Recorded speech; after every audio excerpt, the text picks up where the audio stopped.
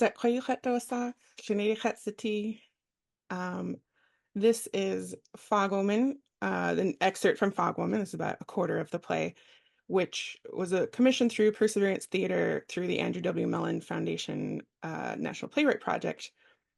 It's an advocacy play that is intended to address domestic violence and missing and murdered Indigenous women, but through both legends that Tlingit people have themselves of Fogwoman, and also my own imaginings of that. Erin Tripp will be reading the role of Fogwoman. You'll hear my voice as stage directions. And here we go, Fogwoman by Vera Starbard. Part 1, Lost in the Fog.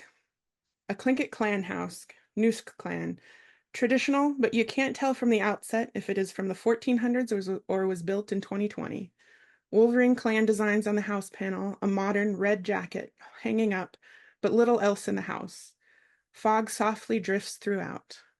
Fogwoman enters. She is beautiful and ageless. She may be 25, she may be 75. She has silvery white hair and is wearing a white, simple dress that is made of a natural material, but could be modern. Around her wrist, she wears wide silver bracelets that appear almost like cuffs from a distance. They are raven design.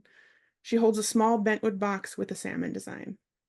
Fogwoman walks directly toward the audience, holding the box carefully. I need you to listen carefully to me. In this lifetime, I am called Kulats, and Kulats will be gone soon, and you will never know my story. If you knew Kulats before, if you knew me, you would not see me as a victim. You would see a bright Tlingit girl that sat at her auntie's feet and drank in her auntie's joy. You would see me dance a once forbidden dance we all held onto with fierce pride. You would see a woman that could tease and cry and advocate and create. But you would not see what I did not want you to see. You would not see a spirit practiced at hiding herself. You would not see the scars, generations of shame and violence and conquering wrought. You would not see the rage and disappointment I flung at my ancestors. Anger I flung at ancestors I don't understand. How could they lead me to this lonely place? You would not see the violence I'm afraid of in my own heart, the fury I feel at what we had, what was taken, ripped from our ancient hands. You will not see the grief, the overwhelming grief, the suffocating grief of what was lost. You would not see me as a victim because you would not see me. You do not see me. You choose not to see me. Fogwoman puts on the modern red jacket hanging up. Today I will walk out my door and never come back. But it is not my choice. I wanted to come back. You will not know if I am first met with violence outside my home or within. You will not know if it was someone I knew all my life or a stranger met today. But someone will take me from this world. You will not know if my end was quick or full of suffering or what I thought about or who I cried out to. I will simply be gone. That is all you will know. I will not be able to tell you my story. Fogwoman opens the small box she is holding. Only a small wisp of smoke comes out. It is empty. But before I go, before I am taken, I want you to know this didn't have to be. I want you to know this was not ordained as my fate. I want you to know I tried to stay. I want you to know I fought. I beat against the hands of death, and when my body failed me, my spirit cried out for life, begged, screamed in fury and fear. This is not my time. Not now. Not like this. And I want you to know others wanted me to stay. Maybe you did not care. Maybe you did not notice my absence.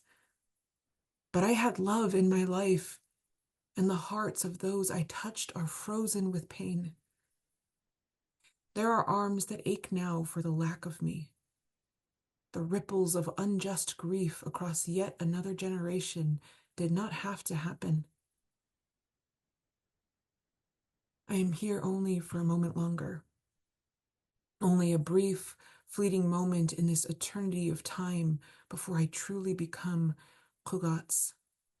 Before my body becomes so transparent, your hand reaches out to me, but catches nothing but the fog. Fogwoman walks deliberately, slowly, and directly away from the audience.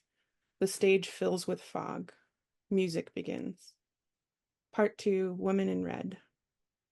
As Fogwoman exits into the fog, masked red dancers enter. They are wearing clothing of different time periods, including similar outfits to Aragon, Goose, Sanach, and Kuras. They are all wearing accessories of red and carrying bentwood boxes of varying sizes, all with salmon. They each dance for the audience, presenting their boxes one by one.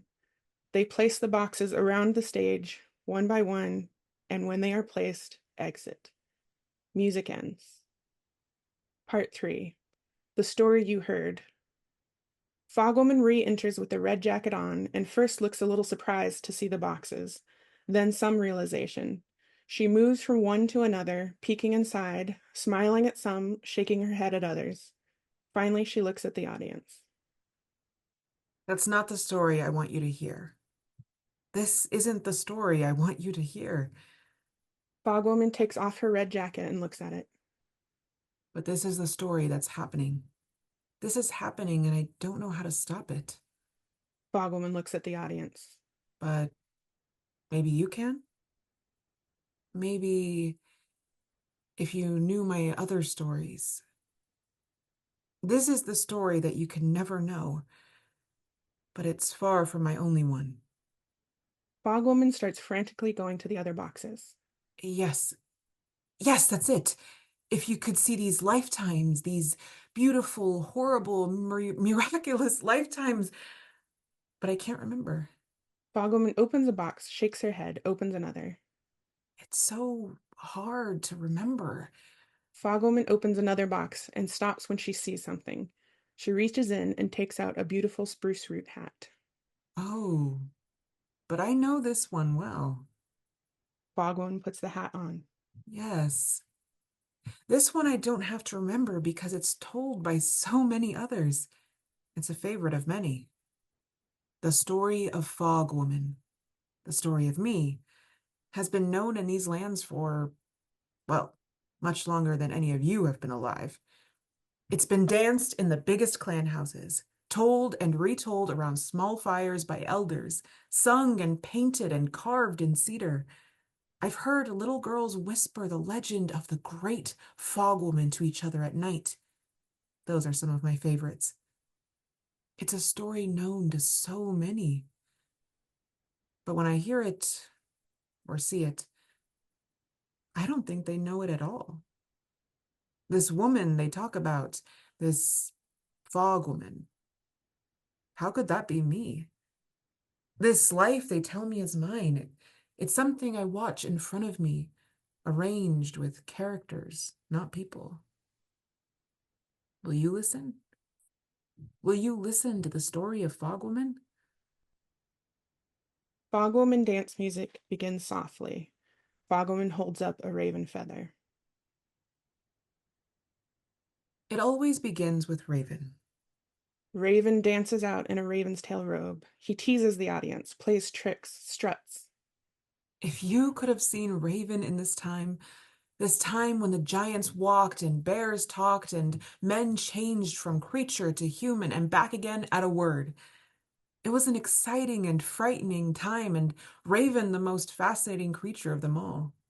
You could easily believe he brought us the sun and the moon. He was at the center of everything. Fogwoman dancer and village dancers dance out. You've heard about Raven's wits, his trickery. You don't get to hear that he so easily tricked everyone because first they were made to love him. He was so good at making everyone love him. Village dancers fawn over Raven as he entertains them. Fogwoman only dances in the background. I have heard it told sometimes that Raven wanted a wife, and so he went looking for one, and a clan leader introduced Raven to his daughter. One village dancer escorts Fogwoman dancer to Raven, who sweeps into a gesture of honor. And sometimes I hear that Raven was fishing, not catching anything, when his future wife appeared. Fogwoman Dancer surprises Raven while he fishes. Sometimes I simply hear he was walking along, and then she, and then I appeared. But the story of Fogwoman, the story that is always said to be my story, never starts with me. Fogwoman Dancer is diminished, and Raven looms larger. He dances for Fogwoman Dancer, and the audience, trying to impress her or them, trying to get her to laugh, showing off. But however the story does begin, it does get right that I married Raven. Me. Of all the women in this world, Raven, the molder of men and stealer of stars, he fell in love with me. Raven and Fogwoman Dancer meet at the marriage mat, and Raven places 2 silver bracelets on Fogwoman Dancer, identical to what Fogwoman is wearing. And I blossomed under his attention. Nobody remembers my name from before Raven, but at the time it may as well have meant happiness. Wonderful, free happiness. To be loved so fiercely by the one who loved only the most desired things in the world. We were so happy for a time. Time passes, and village dancers bring baskets of food to show Raven and Fogwoman Dancer. They show them there is nearly no food. Their stomachs groan with hunger, and they weep. Fogwoman Dancer tries to comfort them, but they are not comforted. One village dancer nearly collapses with hunger. Raven stomps around angrily. So yes, Raven saw me, and Raven married me, and in this time there began to be a great famine. Raven's people were suffering. Their bellies groaned with hunger, and food was more and more scarce. My heart hurt to see them suffer. And so I began to weave. Fogwoman Dancer starts to weave a basket. Sometimes I hear I was weaving a basket, a very large basket, but sometimes I hear it was a hat. Fogwoman Dancer is suddenly weaving a hat instead. Sometimes made of cedar, sometimes spruce root. But the important part was that I wove this thing into being. Fogwoman Dancer spins and the piece is suddenly finished. Raven makes fun of it, a useless hat while they are all starving. Raven was confused and maybe a little mocking. He was never kind when he was hungry. But on I wove. I filled my creation with water and I set it down. Fogwoman Dancer motions the creation of salmon as she describes them inside the weaving coming to life. And from that creation grew another, bright, life-filled salmon, the first salmon. It's hard to imagine this land without our silvery cousins, the king, the sockeye, the chum. This silvery flash was the first, and then another, and another. Soon the water was teeming, and I carefully tipped the sweet fish into the river. Fogwoman Dancer tips the woven piece out, and dozens of magical salmon spill from it and go widely. And the river transformed. It looked like it was boiling. It was so full of the life of the salmon, all of them, every kind in every size. Raven grabs a fish and gulps it down. He grabs another, gulping it down, and gestures to the village dancers. The village dancers also grab salmon and dance with them, happy, celebrating. They are no longer hungry. Fogwoman Dancer also celebrates. And goodness, Raven's people were so happy and grateful. At any time they grew hungry, they could just dip right back into the water, take a salmon, and cook it up. Their bellies were full, and the people were healthy and happy. Raven keeps gulping fish and then starts to brag. The village dancers start to thank him for the salmon, and he starts to get rough with them. But Raven, Raven, he told people at first it was his idea. And then he started telling them it was his creation, that what I had given him, given his people, was from him. I dismissed this, trying not to mind, again and again. Fogwoman Dancer tries to quietly bead, but Raven pulls her over to make her bring more salmon. Fogwoman Dancer reluctantly weaves another hat tips it over, and brings more salmon. Raven gulps them as well and brings more, starts to get mean. And well, he grew more and more mean. I don't know why. His belly was more full than his people's were, but that's what happened. And he wanted me to do more. And so I did, at first. Bogleman Dancer tries to beat again, but Raven pulls her up to bring him more. She refuses. Raven gets angry, blocks her from going back to beating. Fogleman Dancer tries to go the other way, but Raven blocks her again, this time grabbing her and pointing to the hat, wanting her to bring more salmon. She refuses. And then one day that seems like only moments ago, and millennia ago, he demanded I create still more for him. And when I refused, he threw more cruel words at me. And when I still refused, he hit me. Raven stops her again, grabbing her arm, and Fogleman Dancer tries to pull away. Raven strikes her across the face. Music stops, drums only. He hit me.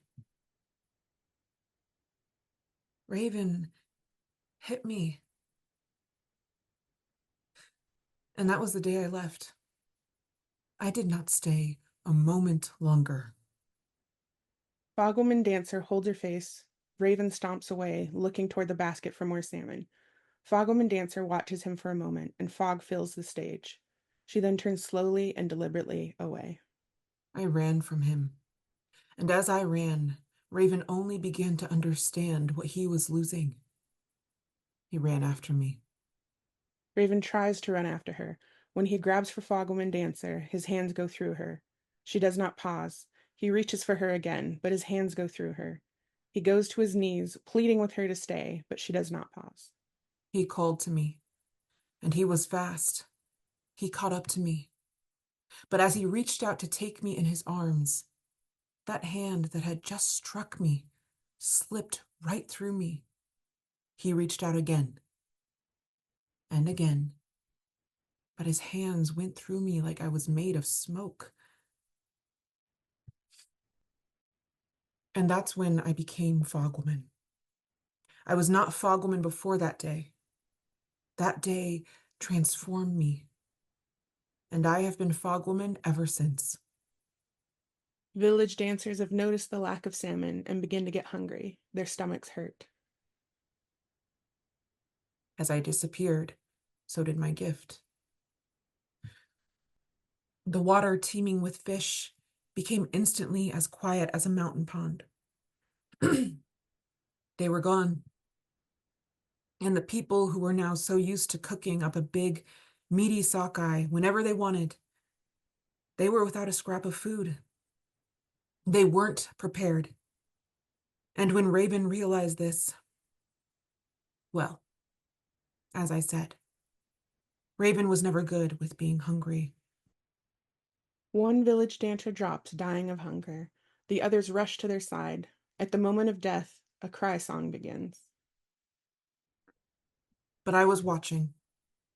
Fogwoman was now an ever-present part of the land, and I could see the suffering come over the people again. Mothers who couldn't feed their children, babies growing silent, knowing no amount of crying could mend their hunger. Even Raven. Yes, I watched Raven. And in his hunger, he was pitiful. So were his people. Fogleman Dancer stops her departure. What Fogleman did next was for the people. Fogleman Dancer turns to the people. What I did was for the people. The plenty received so easily made them unprepared for the hard times. And there would always be hard times. Fogleman Dancer walks back to the people, ignoring Raven. Fogleman music begins again. So I brought back the salmon. I brought them back, but in a different way. Fogleman Dancer tips a few salmon at a time from her hat this time, at distinct, almost measured parts of the stage. Each kind came at a time I called them, living in the greater waters most of the year, and for a moment each year, gathering to create more of themselves. And I gave Raven's people another gift. Fogwoman Dancer then hands the village dancers a bentwood box and takes another salmon. She puts it in her hat, and when she spills it into the box, it is in the form of smoked strips. She puts the lid on and urges them to continue. Fogwoman Dancer tips one salmon each into the village dancers' grateful hands and then departs. I gave them wisdom. I taught them how to turn those beautiful, fresh salmon into something else. Foods that could last all year and be eaten in times of famine, or deep in winter when the snow covers all other life. As she dances away this time, the village dancers are busy processing the salmon for winter storage. They cut, they store, they give thanks. It meant they had to work hard. Every year, all the people had to come together to prepare enough salmon to last all the winter. But Raven's people flourished under this new way. The salmon made them strong, but the work made them stronger. And as long as they remembered this gift, they would never starve again. That's the story you've heard. Or at least something like that. And it has lots of truth in it. Facts, maybe more than truth. Raven starts to depart in shame, but spies the salmon being harvested by the village dancers. He dives in, steals a bit. The village dancers shoo him away. He dives in to steal some more. But that story, it's a story about Raven, really. Raven and salmon and starvation and Raven's people. It's a story centered around what Raven and his people had and didn't have. It's not Fogwoman's story. It's not my story. Village dancers and Raven dance and exit. But you didn't really want to hear the real story. Or did you? Drum beat. Fogwoman exits. Only Fogwoman Dancer remains. As she dances her exit, fog flows across the stage once again. Fogwoman Dancer exits. Music ends. Goodness, Tish.